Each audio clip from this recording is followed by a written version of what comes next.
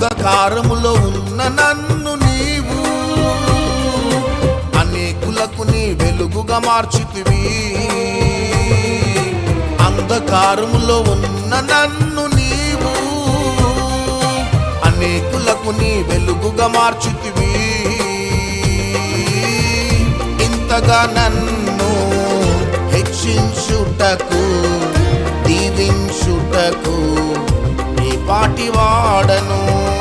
ఇంతగా నన్ను హెచ్చించుటకు దీవించుటకు నీ పాటి వాడను.